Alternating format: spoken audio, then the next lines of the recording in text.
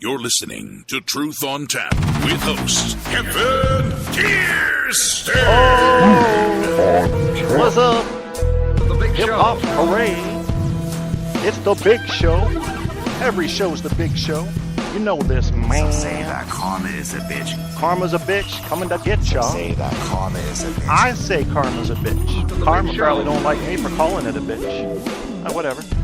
Okay, so last week This is my friend who stayed in a haunted hotel. I love her. I don't know who she is, but she was in San Jose. Probably a fan of the Sharks. I hope she got the crap scared out of her. Ah, it's the big show, y'all. It's the big show. It's Truth on Tap with your host, Kevin Kierstead. Can you call in? Hell no, you can't, because I don't have Skype set up yet, but you can get into the chat. Just open up the show, open up the chat window, and I will air your views. If this picks up in momentum and we get some interaction with fans, then we will continue the show. I am limited at this time to 1/2 of an hour segments, so we would stop the show around 3, and then we would pick it up at about 3:05. I always play a Bad Ace song at the end of my broadcast, so today that song will be Kelly. It's just a few minutes long, and they're an excellent local band here out of the Middle Peninsula area of Virginia. We're going to be doing that, but here's what's up. What are we doing this show? Glenn Beck has and I had a friend share this, and I'm glad he did, because I didn't know this was going around. He has a video clip from one of his recent shows. This video clip, you can find it on YouTube. Go ahead and do a Google search for Glenn Beck video clip, Syrian rebel eating organs. All right, that's going to pull up what you're looking for. And I just pretty much explained what you're going to see in the video. So yeah, he shows the video of one Syrian rebel cutting open a man's chest from the Syrian National Army, the regime's army, taking out his liver and his heart, and he takes a bite of the man's heart and says to the camera, "We're going to eat your hearts." He then uses that to say, "America, even if you hate me, don't do this. Republicans and Democrats are screwing up right now by getting us into this war. Look at these animals we're about to arm." Then he shows Putin, who is, I don't know if you know much about this guy, but he's an old school KGB guy. He's all talk, no action. He's like a little yappy dog biting at your ankles all the time. And as much as I love animals, he's a rabid one. I'd like to just kick and watch him fly about 40 yards. He then uses Putin as a source of wisdom. Yeah, Glenn Beck saying, listen to Putin. He's telling you what makes sense. Don't arm those rebels. They're animals. Are you hearing me here? I want you to go watch the video, and you're going to understand everything I'm about to say, okay? So you have Glenn Beck saying, America, don't fall for it. Don't get involved in this war. We're going to be arming animals. And after all, listen to the wisdom of Vladimir Putin. Think about that for a second, just on the surface. Okay? Now I'm about to blow this story wide open, because I have no tolerance for people in high places misleading the American people. He showed a video clip of one man in a conglomerate rebel force performing an act of cannibalism. What he failed to show was the 20 or 30% of the Syrian government's military who is torturing, raping, and murdering women and children and men. And I'm going to get you into the facts on that. He showed one man doing a horrific thing. Vladimir Putin talks about one man who did something terrible as if all of them are doing it, and uses that as a reason to not get involved. Oh, we're not going to have that. That's not going to work for me. I got to do something about that. I'm going to bring you the facts. First of all, are you ever going to listen to somebody like Vladimir Putin about anything that has to do with human rights? You think you know as much about that? You think Russia, when it got involved in World War II, and my favorite hockey player of all time is Alexander Ovechkin. He's a Russian. I know how to separate pop culture icons from governments, okay? And I wish everybody else in the world did, or they wouldn't hate American people so much. They would just hate the government. And wouldn't even hate the government so much if they knew the facts. They're getting all this, it's lonely at the top. Let's just leave it at that. So let's take a look at World War II. Yes, Germany came in and did a lot of bad things to Russians. They rolled over them with the blitzkrieg tactics. They were murdering and raping and torturing. But when Russia came back against Germany and gained that upper hand, they did it 3 times as bad. And there's data. You can look it up. I'm going to read you some. Okay? They were an army of rapists, according to some of the women. I believe in Poland was one of the areas. I'll read you specifics in a minute. I may be wrong about that. I've also got some statistics up here about how many survivors there were in the prisoner category from each of the Axis and Allied powers in World War II. Okay, and this is giving you a background into what shaped Vladimir Putin. Okay, the beliefs, the thoughts, the standards by which he and his ilk would treat prisoners and those inferior to his level of power. Comparative death rates of POWs in World War II. I'm going to go over it really quickly. Here, check this out. Chinese POWs held by Japan. 56 of them survived. 56. That means they slaughtered 99% of them. Okay? U.S. and British Commonwealth POWs held by Germany. Now, this is the death rate, 4%. So Germany didn't do a totally bad job, even as evil as they were, on the POWs, although there was a lot of torture and that was rampant. Soviet POWs held by Germany, they didn't do as well. They hated the Soviets. They killed 57.5% of them and or let them die. Western Allied POWs held by Japan, 27% died. That's also a number in debate, and you can check that out by doing your research. But from what I've read, I think it's pretty accurate. Now, let's talk about the prisoners held by the Allies. How did we treat, in comparison, the Allied forces? German POWs in East European, not including the Soviet Union, hands, 32.9% died. That's not us, but it is the Allies. You're talking France, you're talking England, you're talking, the UK at large. German soldiers held by the Soviet Union, 15 to 33% died. Okay? Think about that as we talk about Putin. A third of them were massacred, but it goes deeper than that. Japanese POWs held by the Soviet Union, 10% died. They weren't too harsh on the Japs. German POWs in British hands, 0.03% died. German POWs in American hands, 0.15% died. German POWs in French hands, 2.58% died. Are you seeing the discrepancy here? So you're going to have Vladimir Putin, who is born out of this era, talk about animalistic behavior in war? I don't fucking think so. That's not working for me. You demonstrate before you condone. You demonstrate before you preach it. You walk the walk or you shut the hell up. He has not. He has decided to speak out as if he had some sort of moral authority. And he comes from the group that says, if it resists, kill it. Of course he loves Assad's regime. If it resists, kill it. The first year, according to peace organizations, that the rebels in Syria were standing up against the government was a peaceful year by the rebels. Very peaceful. Okay, we've got upwards of 70,000 dead now. All right, so the first year was peaceful. It got nasty after that. Can you blame them? If you're in America and you're doing protests with cardboard signs walking around streets and you start seeing your friend's head explode from bullets coming from snipers, are you going to stay peaceful? I'm not. I'm not going to stay peaceful. So what's the crime? They got mad. This one man in Syria that is on video and being used to describe by Glenn Beck and Vladimir Putin, the entire Syrian rebel force, was angry. They interviewed him. Glenn Beck didn't go that far, did he? No, he don't talk about why the guy did it.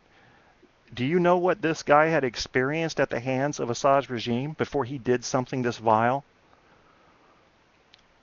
He had not only seen video on that soldier's phone of what he did to women and children that were associated with rebel forces.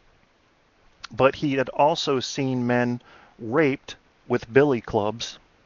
He had seen a 15-year-old and an 11-year-old boy gang raped by Assad's regime. He had seen teenage girls in one of the villages. They were hunted like animals to be raped and then killed so that they couldn't report to these organizations. All right? You might just be inclined to eat somebody's heart too if you had to see that. We're animals. Don't fool yourself. We're animals who can speak and who have thumbs. It's in us. That survival instinct is in us, and that comes along with that revenge instinct. There is an inherent need in most people to see justice, and revenge will follow terrible acts like that. Do you blame the guy for eating his heart? I don't. Not at all. Not even a little bit. So what Glenn Beck and Vladimir Putin failed to do is show you that there's a damn good reason behind why that guy did what he did. And what's more, if you think it's vile and terrible, he's only one guy in an unorganized rebel force. What do you expect? Most of these rebels, according to A, all of the humanitarian organizations, B, the reporters that have gone in there and talked to them, and C, themselves, say they're representing the will of the people. The people themselves say they're representing the will of the people. The Arab League says they're representing the will of the people. And you pick one guy who does a vile act and you're going to label the rebel force with that persona? No, sir. I'm not letting that happen on my watch. No. No, you need to have the truth about this. What's happening on a large scale is that innocent women and children and men are being murdered and raped and tortured and executed by the Assad regime. That started on day one, the first protest. That started on day one. That's how they're dealing with their people. We're the United States of America. I sympathize with my friends who say we can't afford another war. I really do. But there are some wars we cannot afford not to fight. Imagine you're Syria. You're just a guy. You're just a lady. You're just trying to live, earn a living. Maybe you go to your mosque or your church on Sundays. You got a couple of kids you're trying to bring up the right way. Your neighbor and her family are already dead. The children were all raped and executed. The man is currently in jail or dead. And the woman disappeared. You believe her dead as well. You found some of their body parts laying in the street when you went out the day after you heard the screaming. You don't want that to happen to you. You don't have any political interest. You just want to be away from that. Okay? Now, you know that there are major powers in the world, major powers, that can come in and stop your suffering easily. But they're not. They're not. No one's helping you. How does it feel? You know they could. They have enough petty cash on hand to save you, but they're not. How does that feel to you? It's a helpless feeling, isn't it? Day after day they live this. They're cooking for their children. They don't know when the ceiling's going to cave in. They don't know when the next group of soldiers is going to come through and gang rape their 5-year-old. And we're not going to do anything? We're going to do something. We got to do something. And you damn well know it when you think about it.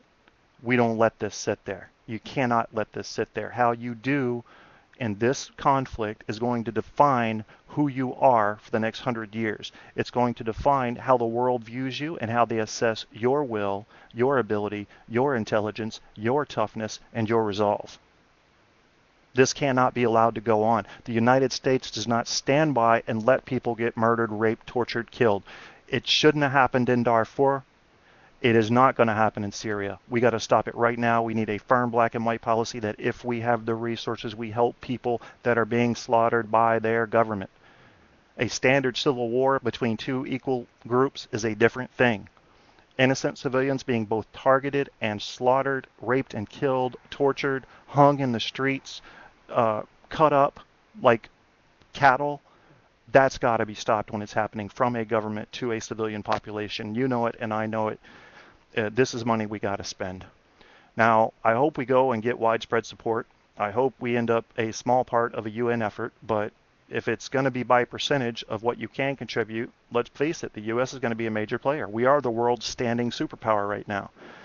And people that say, well, we can't afford that, we need to take care of stuff here at home, we can do both. We can do both. There are all kinds of credit systems happening in war. You know, nobody's going to kick you out of a homeless shelter to buy bullets. They're both being taken care of. I realize it's putting us deeper in debt, but there are some battles you cannot afford not to fight. This is one of those battles. I am not behind Obama. I'm not trying to push his agenda. I'm not behind, just doing this out of hatred for Putin or Glenn Beck. It's the right thing to do. It is the right thing to do. You know it and I know it. It's not convenient. It's not convenient. It's not easy. We don't want our soldiers going off again. We don't want people dying for somebody else's problems. I get that, but some things you have to do. You know it and I know it. Sometimes wars will stack up on each other. They're not going to happen at pretty perfect little 20-year intervals. It doesn't work that way. Although 20-year intervals is a pretty safe way to measure the United States history. But think about it now. Most of those wars, we were helping other people. We were helping an oppressed people. I'm proud of that fact. That's one of the few facts I'm proud of when it comes to the behavior of our government. We really were getting in there to help people. So Glenn Beck, this sale he's trying to make to you, I don't know if it's a publicity stunt. I don't really know what it is, but what I do know is it's very misinformed. And Vladimir Putin, of course, has his reasons. He says he's acting within firm international law by supplying the Syrian government with weapons and capabilities, because they're the, quote, legitimate, unquote, government. Does it sound like a legitimate government to you? Yeah, they're in the United Nations, probably shouldn't be, but when the Arab League, a league of 22 nations strong, kicks you out because they see you as a steaming hot pile of dog shit in their backyard, you need to take that seriously if you're an onlooker. That many Middle Easterners can't be wrong. Okay? When you get kicked out of the Arab League for human rights infractions, you've hit a new low, because they let a lot go over there. I mean, Saudi Arabia, you're losing hands for stealing, folks. And yet what's going on with Assad's regime was too much for even them to tolerate. Think about that. This is the worst humanitarian disaster, man-made, on purpose, of a non-nuclear or other accidental nature that we've seen since World War II. There are only 22 million people, or thereabouts, in Syria, so it's not quite to the scale, but it's that bad. And do you know why most of the people are fleeing? It's not even for the murder. It's not even for the torture. It's for the rapes. That's also reported, and you can look it up. Now, I've pulled up a lot of different news sources here on this, just to be fair. And I'm going to read you some of those things. This station I'm doing here, it's getting, I don't know, it's getting pretty decent. I think I'm gonna take a second here and just try to do a little station You're break. listening to Truth on Tap with host Kevin Tears. Why not? It sounds legitimate, man. I almost sound official here. It's not like I'm Don Imus or anything. We'll come out to the ranch. You smack a cow in the ass. You know, a cow could go 17 and a half miles an hour. A lot of people don't know that.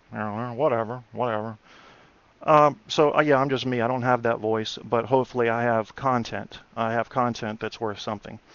Always challenging the authority, always looking for holes in facts. Got to keep it accurate or you're living a dream. Everybody deep down, I think, wants to live as close to reality as they can, and to do that, you got to sift through the BS you get from the media and everybody else. And you do get BS from all forms of media. Speaking of that, I'm sitting here looking at, I'm going to go ahead and pull up this is from Fox News. Now, I actually believe this, the way they reported it. They were talking, this is a specific part of an article, and they were talking about human rights violations from the rebels. And there are some. There's no question about that. Remember, you're dealing with a rebel force here. You're not dealing with someone who was trained in basic training, brought up with a code of ethics. They're coming from all angles, and they've been assaulted. They've got brothers and sisters that have been raped, tortured, killed. Okay? This is where they're coming from, and they're mad. There are two people they were talking to here. Let's see. Here we go now. this is Amnesty International, but this isn't what I wanted to look at. Here we go.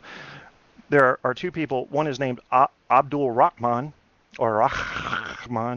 and Peter Bokart of the international group Human Rights Watch.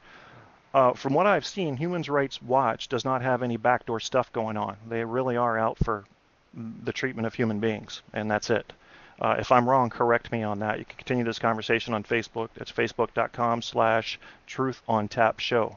I will never delete your comments. You're free to say what you want. We got to keep the discussion going. It says, now this is from Bokart. He says, rebel abuses pale in comparison to the level of executions and other atrocities committed by the regime, but it is an issue of serious concern. We do see regular cases of executions of captured soldiers and suspected regime supporters. Okay, so they're not perfect. They're not angels. But what he's not talking about is their motivation. Remember, they're striking back. I don't see how you can blame them. I don't see how you can expect them to really control themselves in this situation. There's rage there.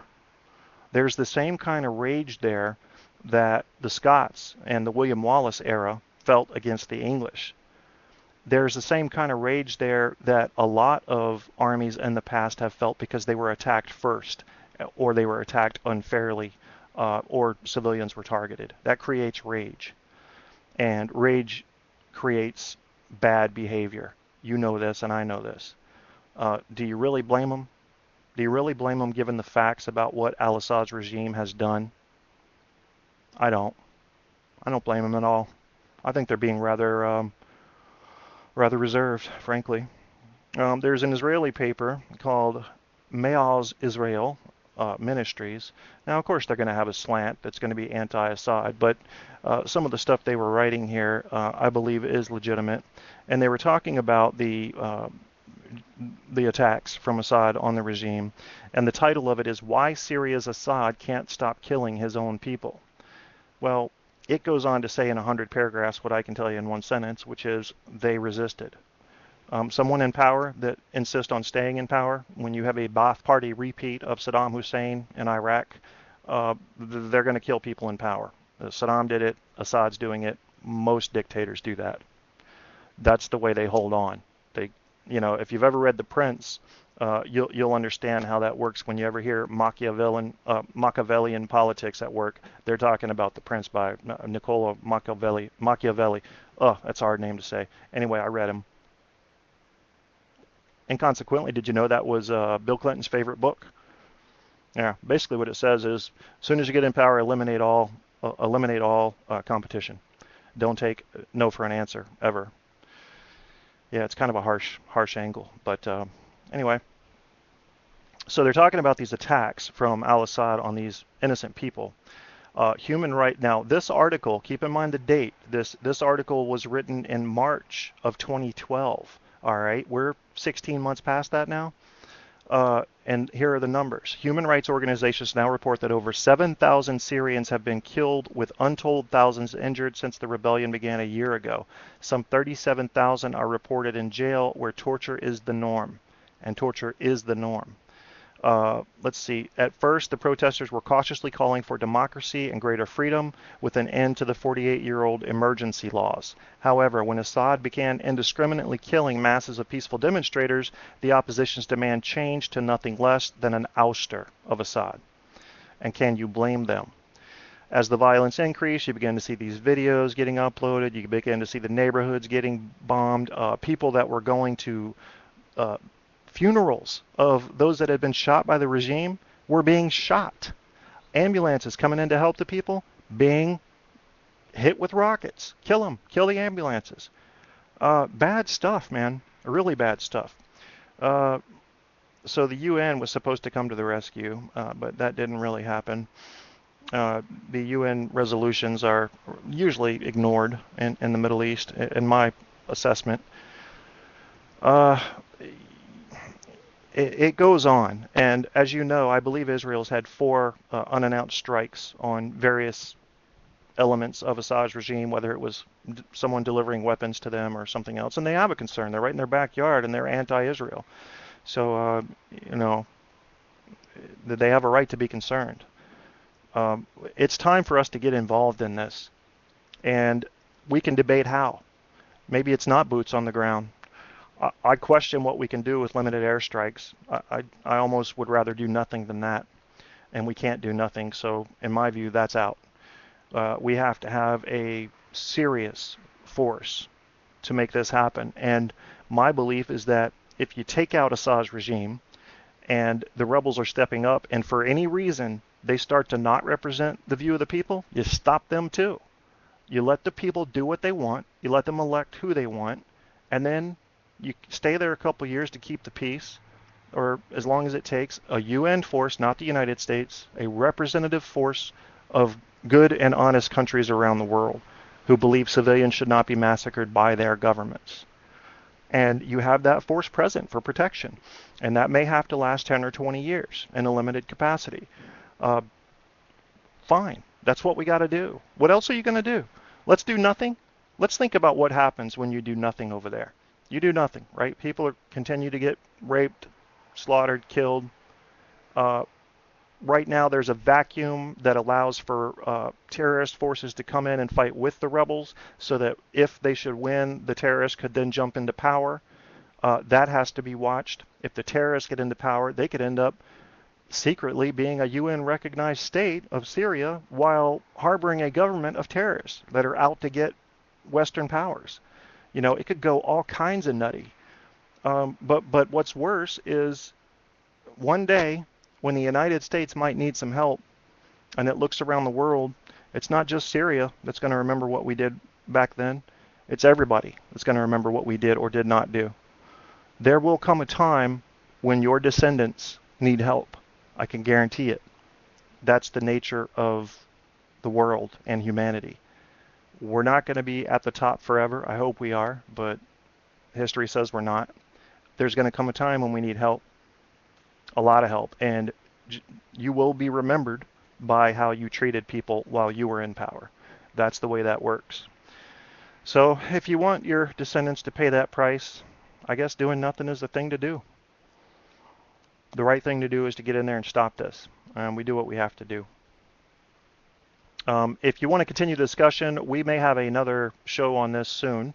Go to the Facebook page. Let me know you want to continue the discussion. It's facebook.com/truthontapshow. Truth on Tap Show. That's the Facebook page. Just go there, like it, comment, say what you want. We'll get the discussion going, and I'll come back and we'll do another episode, and we'll get you in here in the chat rooms. If anybody was in the chat room and I missed your question this time, I apologize. I was kind of on a rant there and doing my own thing. C'est la vie, you know. That's the way it goes sometimes. I'm going to load up Kelly here by Bad Ace, and we're going to lead out with it. And I want to thank you for listening to Truth on Tap. This has been your host, Kevin Kierstead. Peace!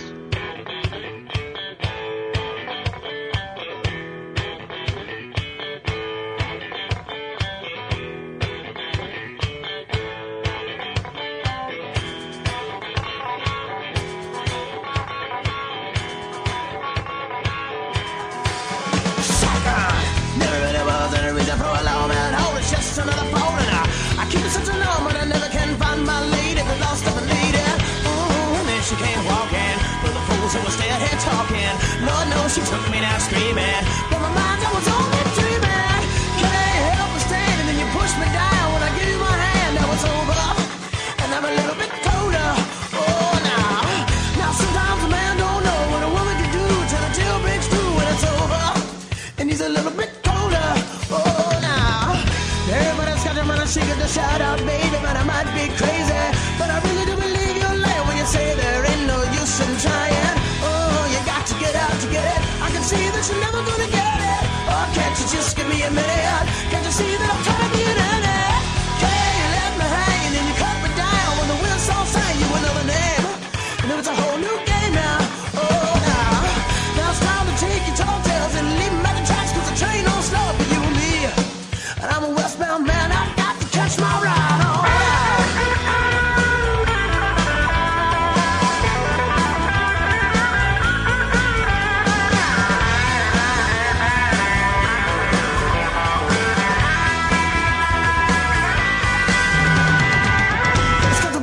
destination.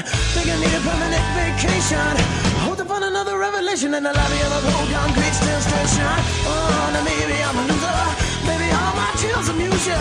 Oh, but that don't mean a thing now. Everybody's gotta love it somehow. So don't look for me no more. I was gone 10 minutes for you slam the door.